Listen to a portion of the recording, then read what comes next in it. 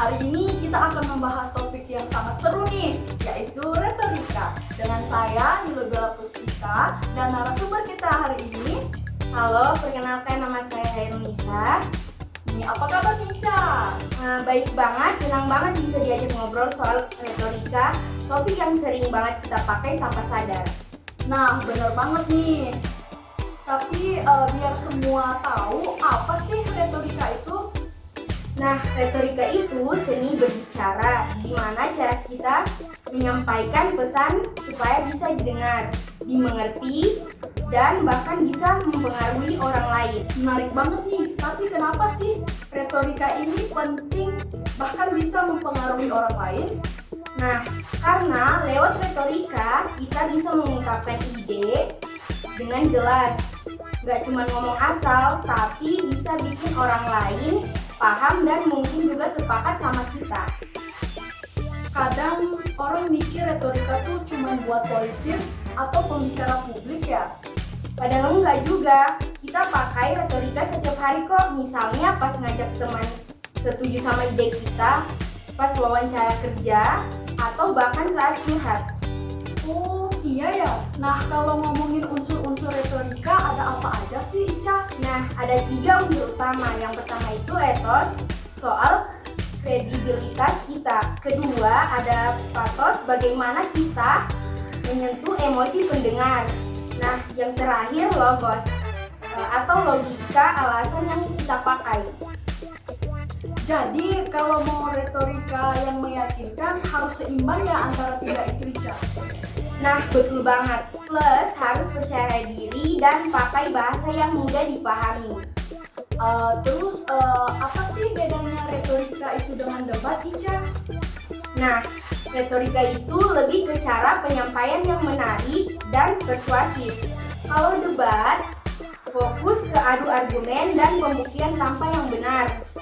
Oh, jadi nggak selalu harus motor ya, Ica.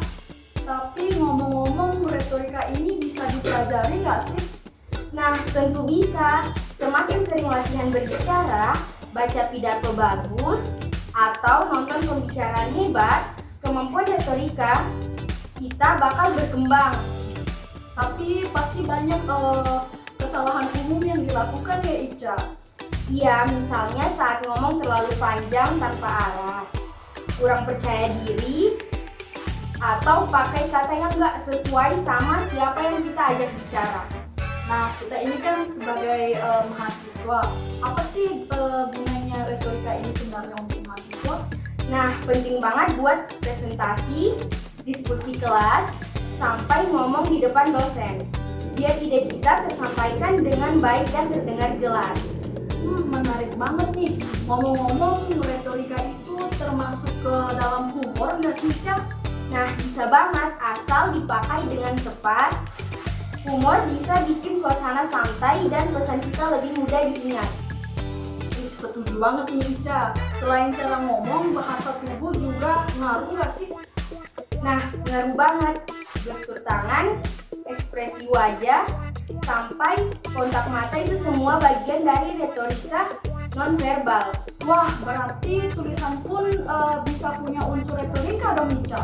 Nah, betul, dalam tulisan, retorika muncul lewat pilihan kata dan cara kita menyentuh emosi pembaca.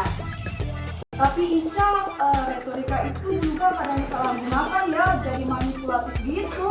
Nah, makanya penting banget untuk tetap jujur dan gak berlebihan. Retorika itu seharusnya untuk menyampaikan kebenaran, bukan manipulasi. Setuju banget nih, Ica. Ada nggak sih contoh-contoh retorika itu dalam kehidupan sehari-hari? Banyak, misalnya guru yang bisa bikin murid semangat belajar, atau teman yang bisa nenangin kita cuma lewat kata-katanya. Bener banget nih, Ica. Kadang kata-kata sederhana aja bisa ngena kalau disampaikan dengan tulus ya. Iya, karena kunci utama retorika yang berhasil itu ketulusan, kejelasan, dan kemampuan memahami siapa audiens kita. Wah, mantap banget obrolan kita hari ini ya, Ica.